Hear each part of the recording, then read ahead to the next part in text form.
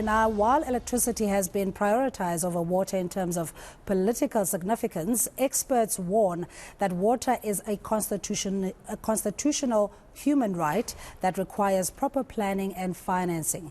Now, the government has neglected water infrastructure, leading to a breakdown of institutional memory and the ability of institutions to function. Now, my co-host Gareth Edwards is in Hammanskraal, north of Pretoria, where the devastation of this outbreak of cholera continues there. Good morning to you, Gareth. We hope you are warm and snug. But of course, today's focus, and tomorrow actually, is around the basic human right of clean water supply and security.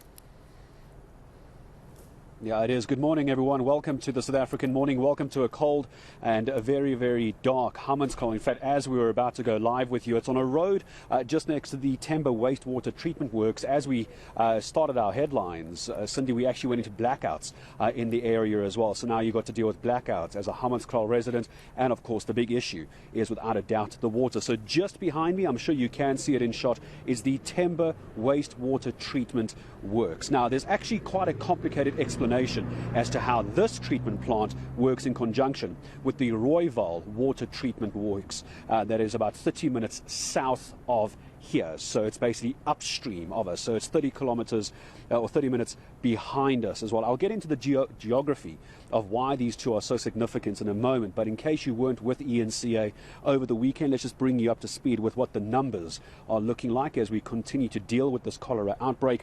So 24 people have lost their lives. The majority of those, 23 here in Hammanskraal. One more death was recorded in the Free State, and also getting reports last night that there's concerns for Eastern Cape residents about their water, especially in the area of Umhlatuze. Now, we're not able to tell you exactly what the concerns are. There's certainly no talk of it being cholera at all in the area, but there are concerns in Umhlatuze down in the Western Cape, with warnings for residents to be careful with their drinking water as well. So Hammanskraal, just to orientate us, some 47 kilometers north of Pretoria. It's a population of just over 21,000 people. It's about 8 kilometers, the area that it's covering. So you can imagine, Cindy, the kind of effect this is having on small houses, small households and businesses in the area. But this is not a new problem.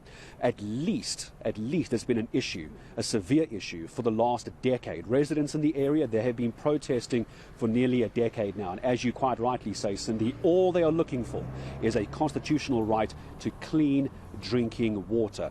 In fact, if you speak to other residents who've been living here before, they will say, in fact, for the last 30 years, which if you do the maths, is essentially since the dawn of our democracy, there have been water issues of some kind in the area. So this is the Temba wastewater plant behind me. Back in 2016, 2017 and 2018, there were concerns with this actual wastewater plant as well. It's gone under a number of repairs and upgrades since. So here is the geography. So stay with me for a second, because I want to explain where we are in relation to Rooiwal and why these two are connected. So here's the geography lesson for the morning. So essentially, this poor water quality that we are here to focus on, and it's causing the issues. It's not the cause, it's not the reason of the outbreak, but the water issues in Hammanskraal is because of a failure at that Rooiwal wastewater treatment work some 30 minutes south of here. Now, that particular wastewater treatment plant, the idea there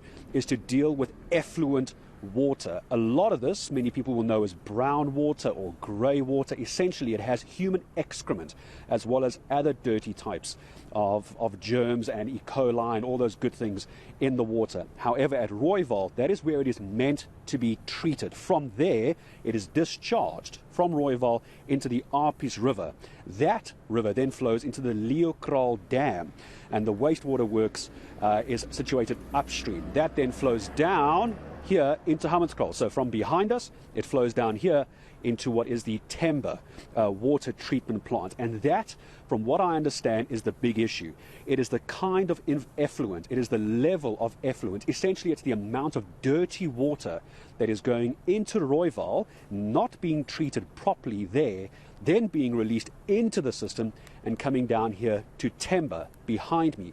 This is where the problem is coming in for Temba at the moment, is that the water quality is so low that this treatment plant behind me is not able to actually clean the water with all the various chemicals and water treatment plans they have in place, because the water this water plant is getting is simply too dirty from Rooiwal. That is then released as well into the area, and that is why, Cindy, we find ourselves in a situation where there is a cholera outbreak. So other numbers for you away from geography, 2.5 billion rand is what we heard from the Tshwane Mayor, Cilliers Brink. He says it's going to cost that to completely upgrade Rooiwal. Here is the problem, though, for the city of Tshwane.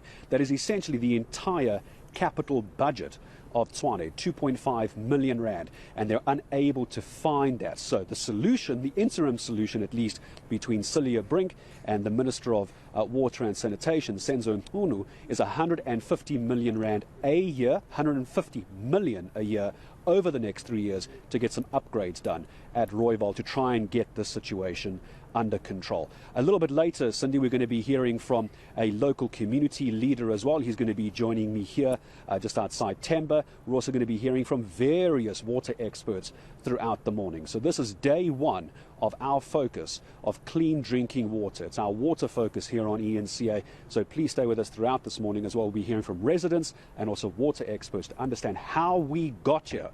Who is to blame? Someone is to blame for this.